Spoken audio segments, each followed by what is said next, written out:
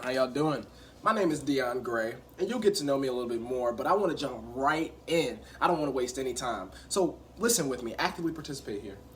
You know those things that people may say, think, or do that fall on the boundary between like peculiar or awkward, a little bit weird, maybe even shocking, right? For example, if I was to ask you to fill in the statement, America, land of the blank, home of the blank, what would you say?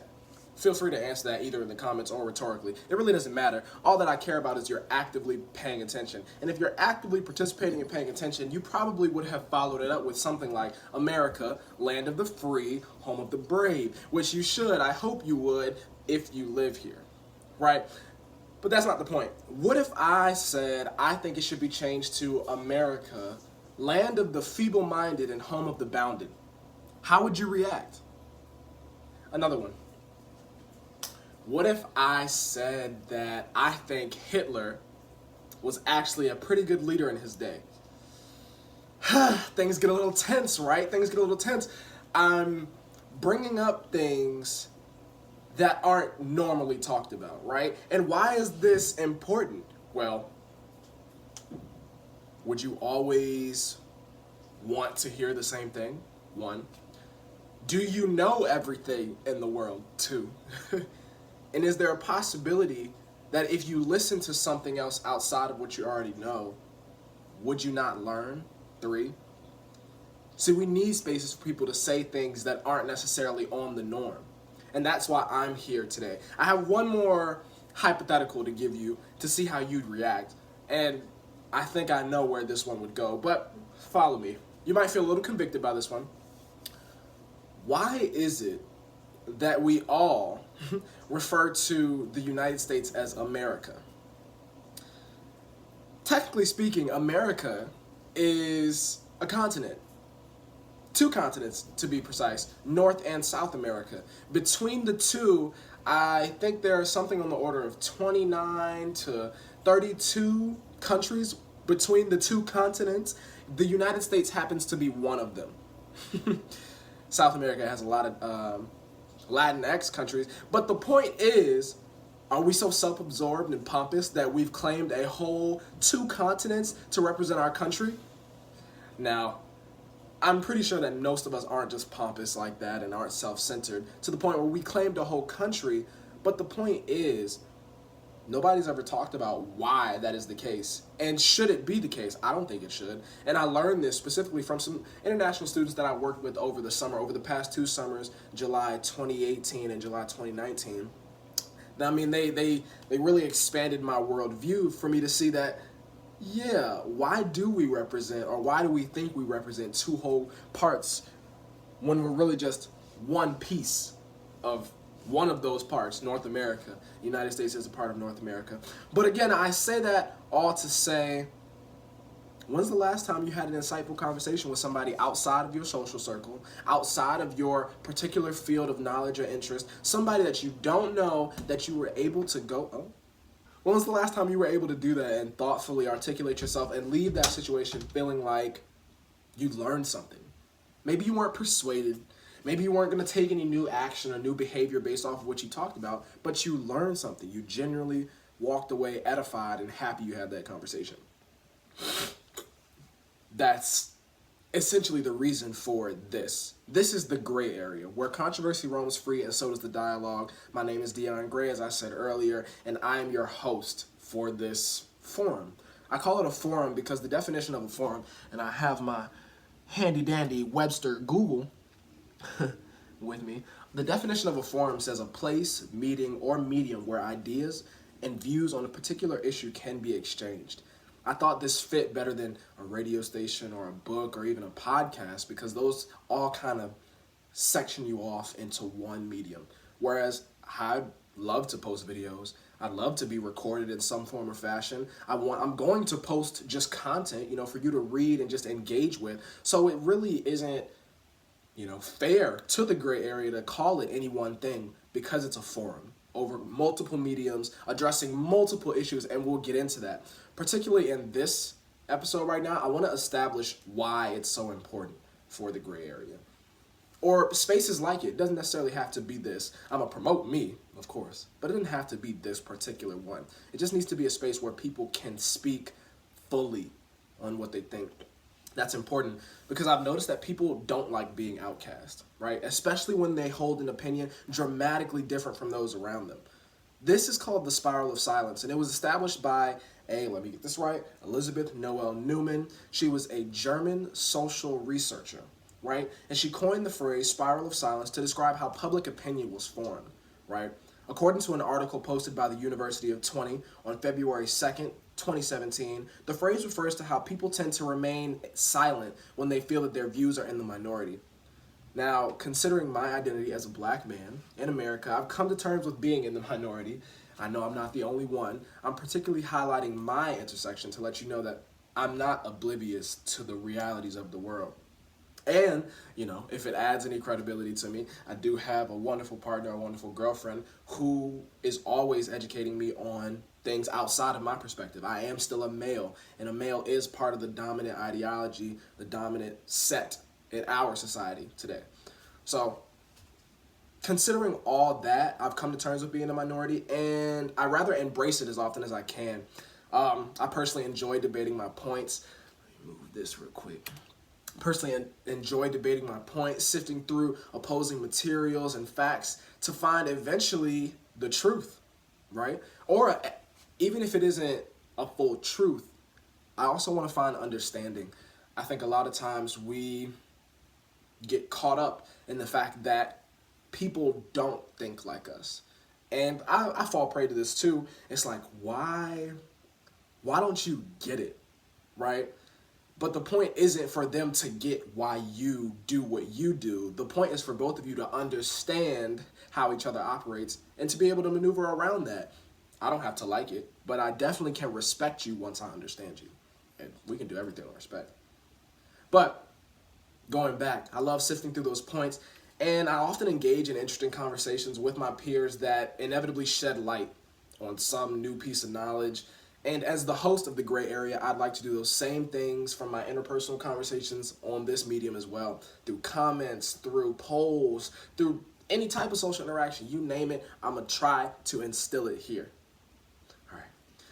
So how did this come about? Again, the product of a lot of random, weird conversations. On top of being a black male in America, I'm also a metrosexual. And if you don't know what that means, it pretty much means that I care a little bit more about my appearance than maybe my other male counterparts. What am I thinking of? The stereotypical archetype male. And you fill that in with whatever biases or judgments you need to. But I have a lot of weird conversations because people don't necessarily expect what they get from me. I digress. You'll see that I get on streams of consciousness, and that'll be for our benefit and sometimes against us because I don't want to take up all your time. I know you don't want to have all your time taken up. But the biggest inspiration for The Gray Area comes from a response I got from Trevor Noah. You know Trevor Noah, Daily Show Trevor Noah. I was putting in a question to be answered in this online webinar through the New York Times. It was called Get With The Times. And this particular webinar was on race and identity in America Now. Trevor Noah was the guest star. So you had collegiate students all over the country sending in virtual questions and hoping that Mr. Noah would answer them on live. And your boy got picked. I'll put that in here at the end so you can see that. But I asked him, how has his credibility been affected being that he's a immigrant from South Africa?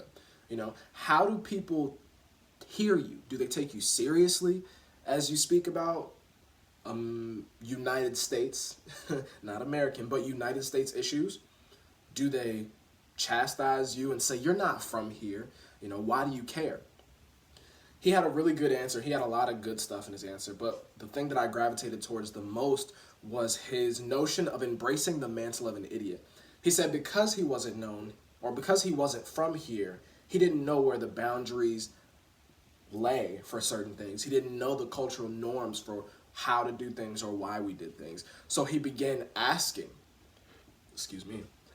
and through his asking, clearly he was being educated, but then there was also another subset of situations where he would ask and the person he's asking doesn't know why they know what they know.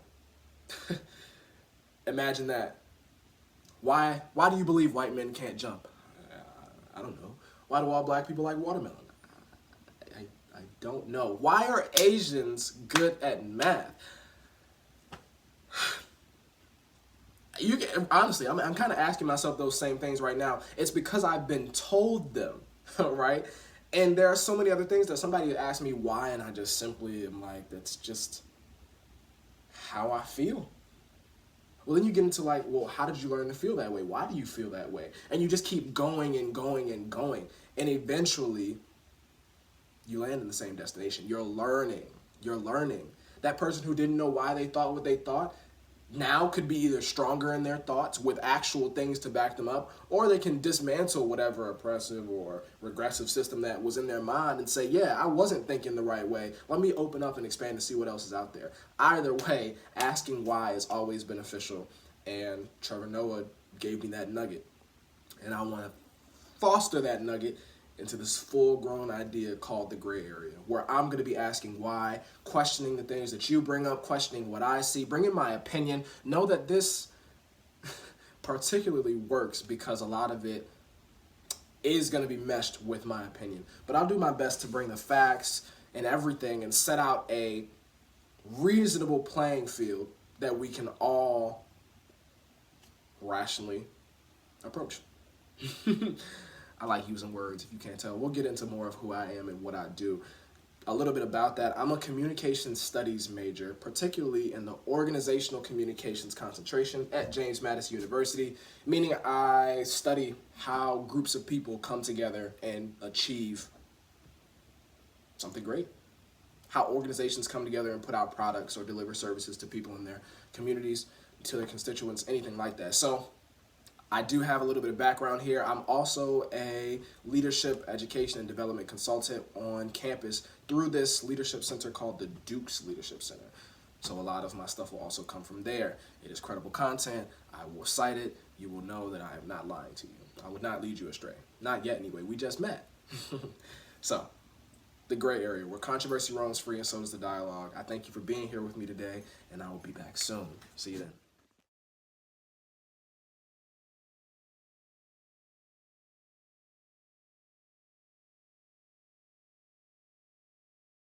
Question, please. Hi, my name is Dion Gray, and I'm from James Madison University. My question for you is, how has being born in another country affected your credibility in the United States? How has my being born in another country affected my credibility? I think that's a double-edged sword, I found. Like most things in life, it's a gift and a curse. You know, on one hand, people will say to me, you're not from here. Why would you comment? Why do you have an opinion? Why do you have an idea? I often say to people, I go, well, I'm still a human being. You know, I still live in the world. A lot of these ideas we're dealing with are not specifically American. They're ideas and issues that society has to deal with. It's all too painful for me to realize how many issues Americans deal with that South Africans deal with and had to deal with during apartheid.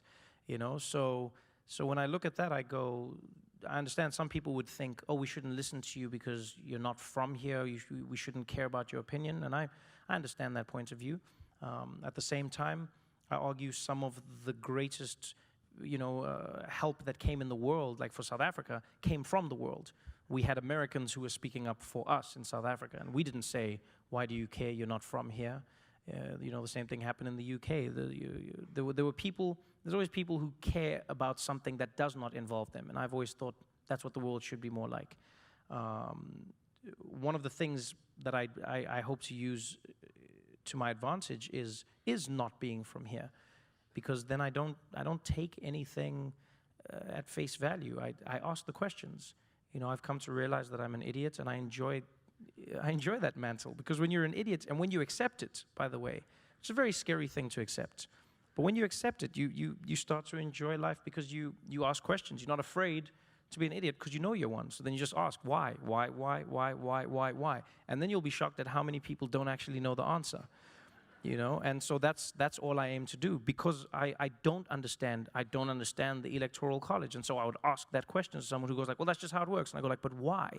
And the why? And then get to a point where you're like, well, okay, slavery and no. You know, just asking the why over and over and over again gets you to a place where oftentimes it's not just me that's discovering this information, but it may be my friends or my colleagues in America who also go, I actually don't know why, and no one has ever asked me why, and so now we can dig into that why. And that is something that I choose to use to my advantage. So some people may think that impacts my credibility, some people may think that it doesn't. I like to go, I don't need to be credible or not. I'm giving you an opinion. You know, I'm giving you an opinion, and I'm sharing facts with you. You know, I work on a show where I have a team of fact checkers, you know, and some of the best in the world, and they rein me in. They go like, you can't say that, this is the fact. And I'll fight against it, but it's a fact, and so I have to say it. And the best comedy is based in truth, and I'm trying to make the best comedy possible, so I will always be bound by the truth, and that's the only credibility that I feel I need. Thank you. I think we got one more question to go.